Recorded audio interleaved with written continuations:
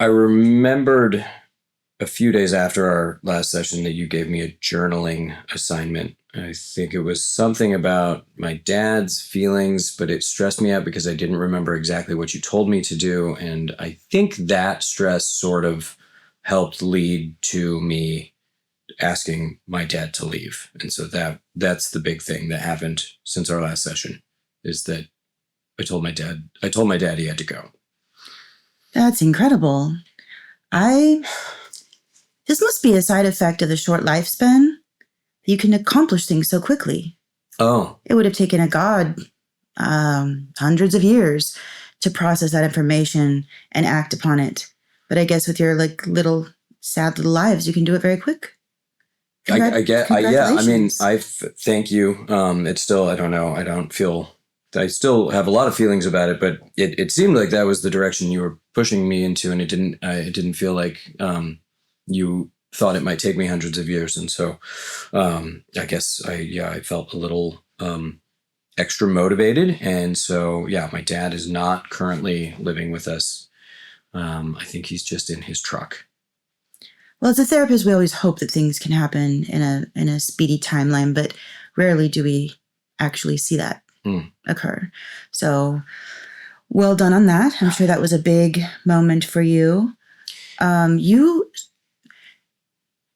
Where were you originally from? Because you've not been in our town for that long, as I understood it. No, yeah. I was in the Bay Area before moving up into Northern California because my son, Timmy, goes to Eagle Fly Academy, Magic, the mage school. Yeah. And so we'd been dealing with sort of like having magical kids on the sly, because it caught us off guard, my wife and I. And so we were like hiding it and scared. And then we met, a person, finally found out there were other people with magical kids and existences, and then we learned about this school that was a couple hours away, and so we uprooted, and we've been here for just like a year and a half now.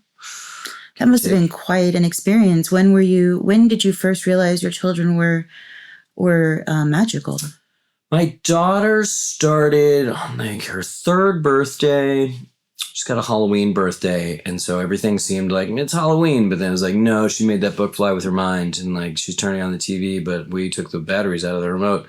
So that was around 3, I think, and it was a slow build to there's something going on, and then we realized it was obviously the magic is just what we called it. And then we had another kid, and we're like, maybe not, but he was magical as well. We could recognize the signs earlier. So your daughter, her name? Evangeline. Yeah. She's a Halloween baby. So she must have some interesting relationships if she's that close to the line between the dead and the living. The veil is very thin on those evenings. So she was born during a very thin veil. Interesting. She's got a lot of interesting relationships for sure. I credit her being very open and accepting. And then also maybe it's because she was born on Halloween and ghosts tickled her on the day of her birth as well. Did ghosts really tickle her? No, that was me just being cheeky. But now I don't know. Did they? Maybe. Do they? They could. Okay. It's rare. But so does your family seem also rare. Could she have inherited magical powers from being born on Halloween in the thin veil and something just magicked? There's a lot of ways that one can acquire magic. Oh. I'm assuming she didn't have any human sacrifices as part of her birth. No. So that probably wasn't the way that she got magic.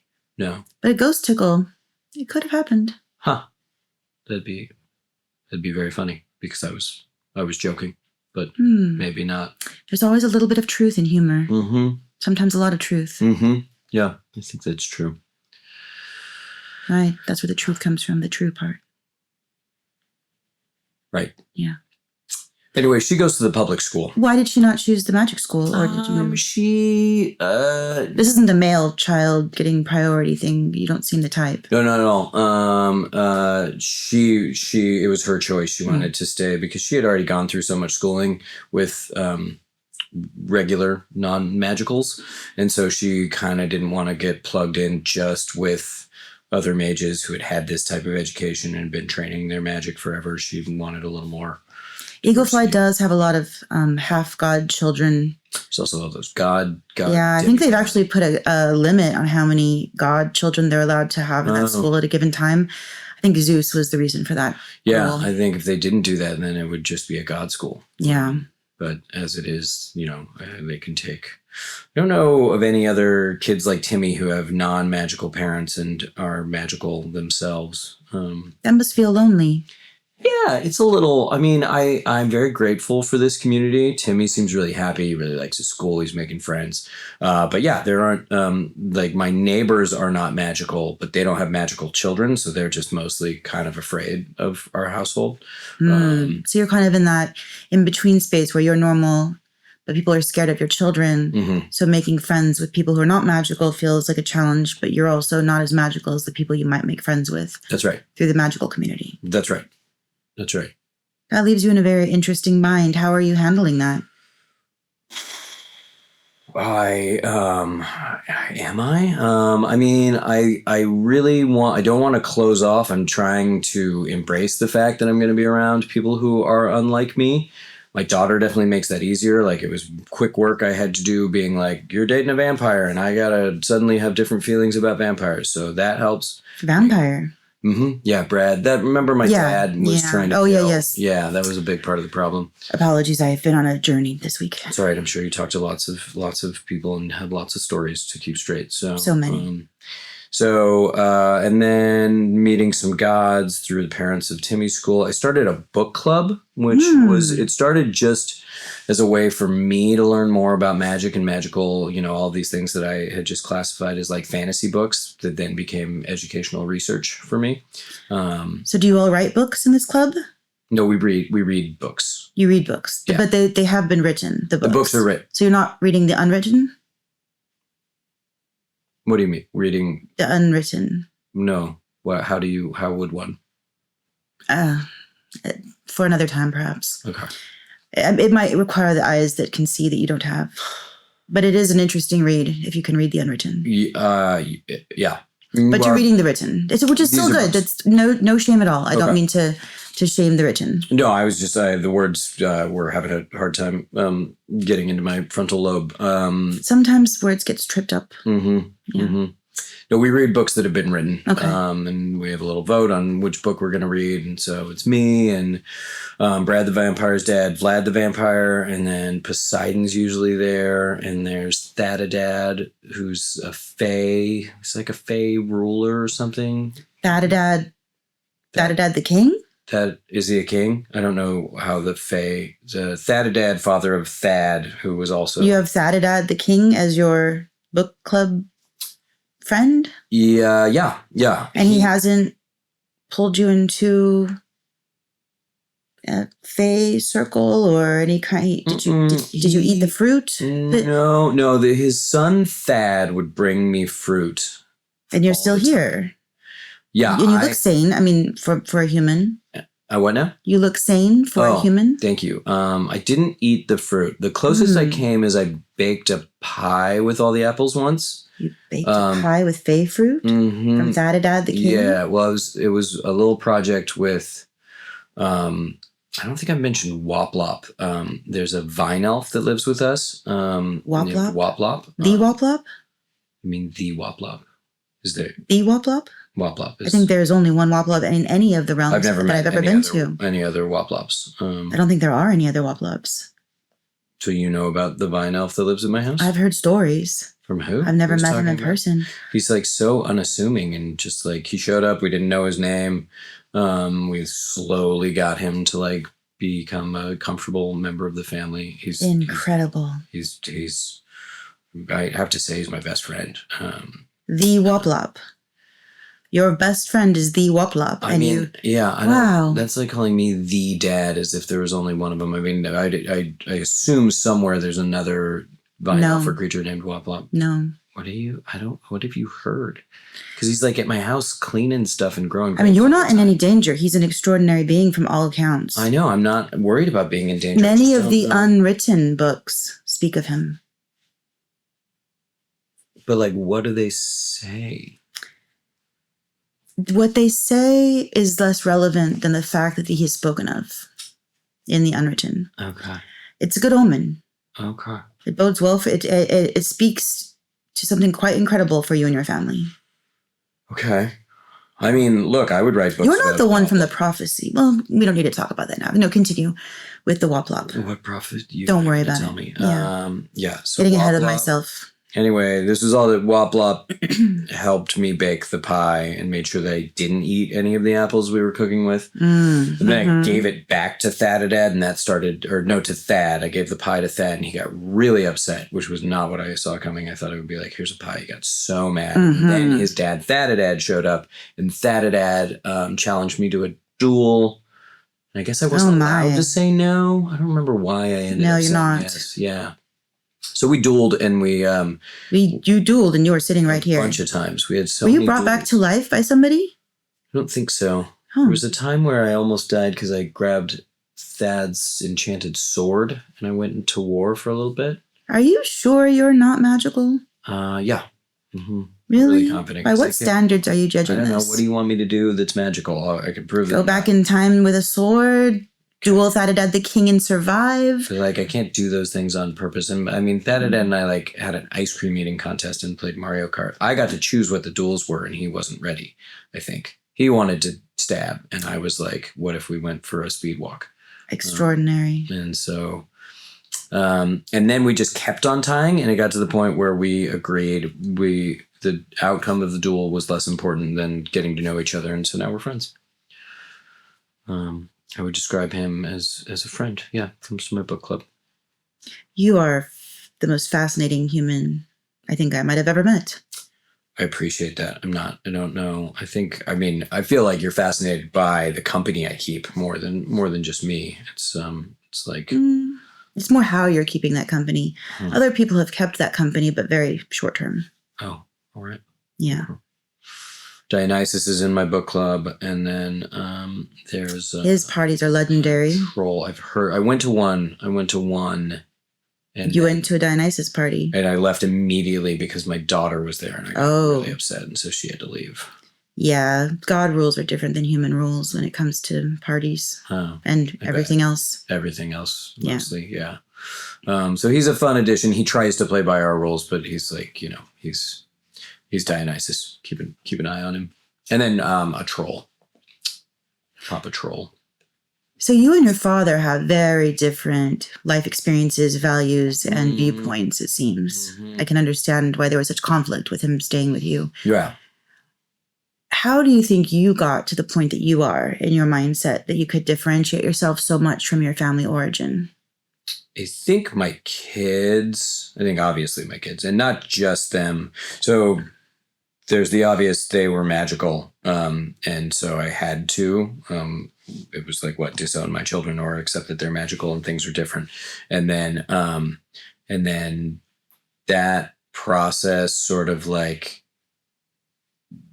we always want better for our children. And I had to come to terms with the fact that I didn't understand anything going on in their lives because it was not my lived experience even a little bit. And so I had to kind of let them guide me. And I think that really like earlier than many parents, I was forced to sort of accept them as people who could teach me stuff. And so I had to do that in a way that my dad never got to. My dad was like, "Come on, son, we're going hunting. We're going hunting for elk, but vampires." And so he didn't, I didn't get to drive the same way my kids do in our existence and relationship. You use words like "I had to," and I'm starting to learn a little bit about human colloquialisms. You weren't mind controlled to forced to change your mind about that, right? You were not being controlled. No. So when you say "I had to," you're not speaking literally. Right. So you could have not. Yes. I mean, no one was compelling you by force. I was not compelled by force. I was not forced to do those things. but I felt like the only proper choice. Proper choice. So it was your moral compass compelling you. Yeah, but it's like most people's moral compasses are very broken. I guess there's more people than I would like to acknowledge that would not have felt they had to do that. Yeah. Mm-hmm. Yeah. So just sit with that moment and give yourself a little bit of credit for breaking some familial ties and patterns so that you could support your children. That's a hard path and one even gods struggle with. Mm-hmm. Mm-hmm. Well, thank you. I will take a little bit of that credit. It's also, it's like my kids are so gifted with the gift of magic. It's like, it's fun. And so what do you find fun about it? Exciting, maybe. The things that they can and choose to do are sometimes very, very problematic as far as like the structural integrity. My son is constantly just making his room into some sort of magical problem or another. But like all kids do kind of crazy stuff, and this is sort of, whoa, neat, even if it's bad. So do you feel like because you don't have magical powers, it's been more difficult to manage your children? Or that you've had to compensate for that by having this sort of much larger than normal, what would be the word? Kindness? Maybe. I don't know that that's the correct human word, but... I think it is difficult I think parenting is always hard. Because we get into it having never done it before, and there's no proper training until you start, and then the fact that they're magical makes it a little extra challenging because I can't solve those problems. I literally cannot help them with their homework because I'll never. It's like change this toad into a different type of toad, and I simply cannot. But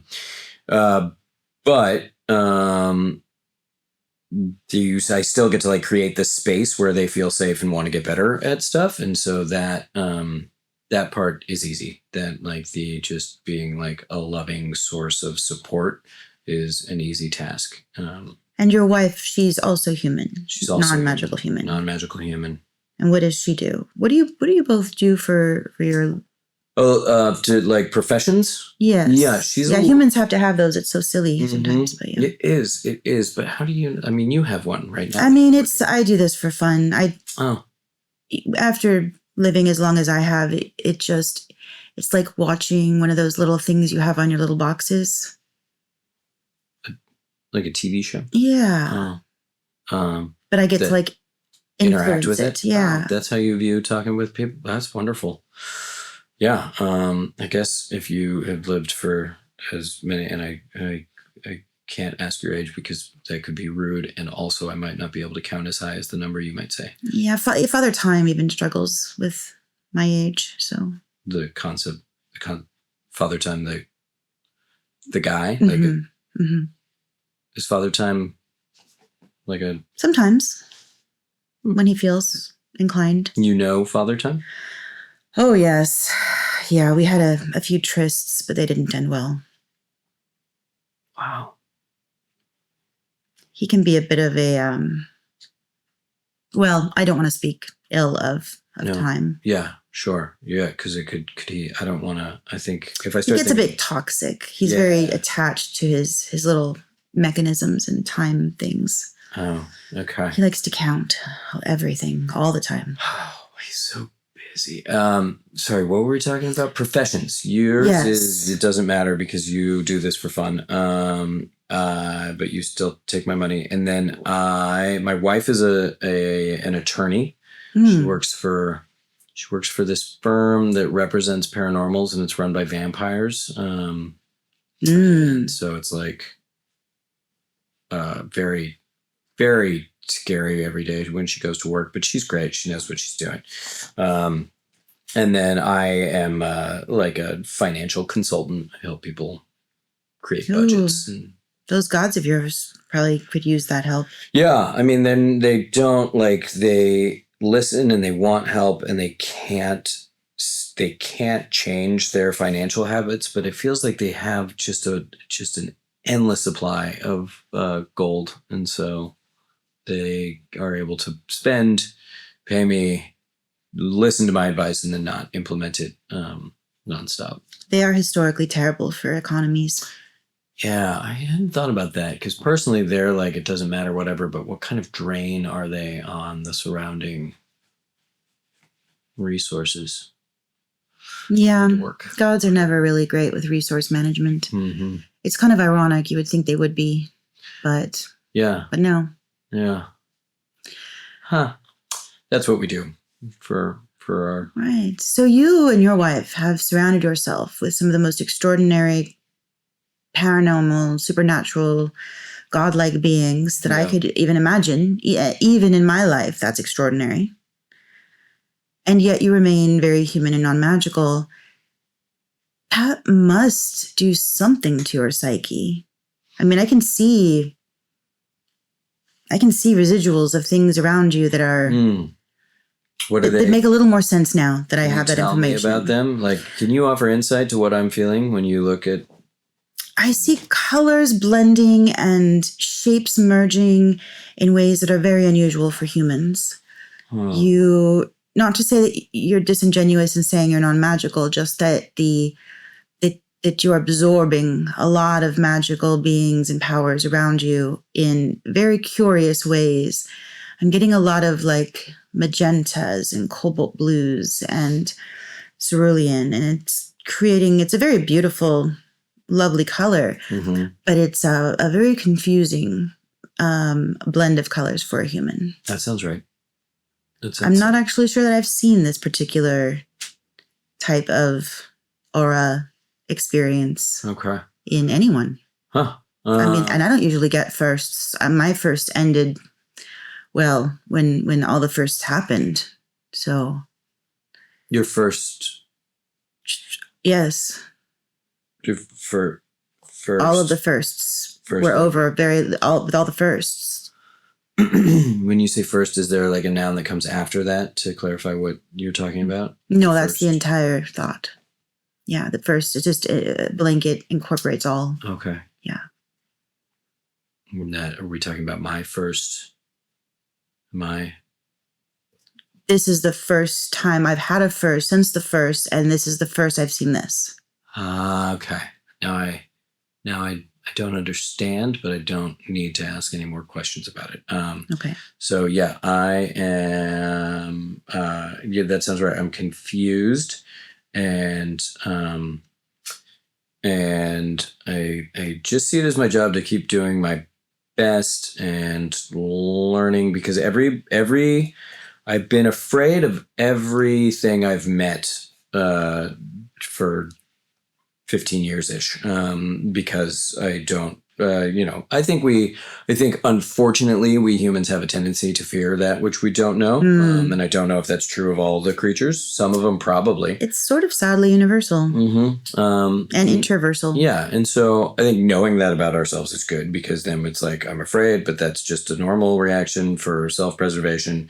So let me get to know this fae who keeps handing me apples, and now I know I don't eat the apples and they don't bring them to me. But like, Thad brought his cousin to visit once and he was just throwing oranges at me, and it was like, I don't know what these do, but I get that it's a thing you do and I'm not going to eat them. And so I've always gotten smarter and calmer and found more peace by getting to know the things that made me afraid.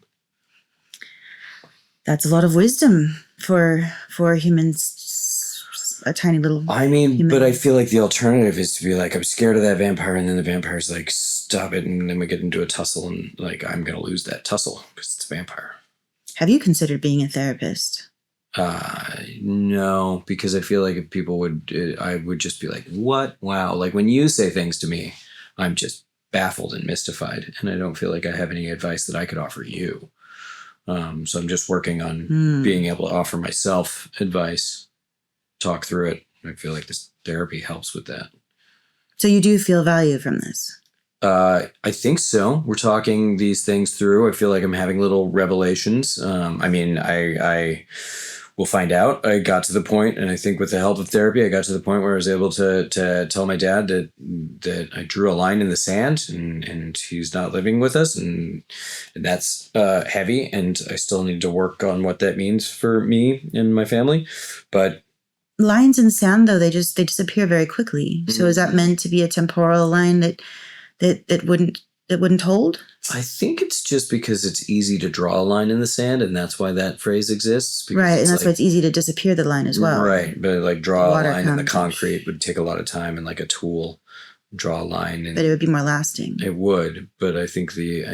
So do you feel the boundary you put up with your father is temporary and not lasting? I hope so, because I want to get to a place where we don't need that line. And I also just think it must be like a cowboy reference from like being on a dirt road, draw a line in the sand. I'm going to have to Google that later because now I'm interested in where that phrase comes from. You're going to do what to it?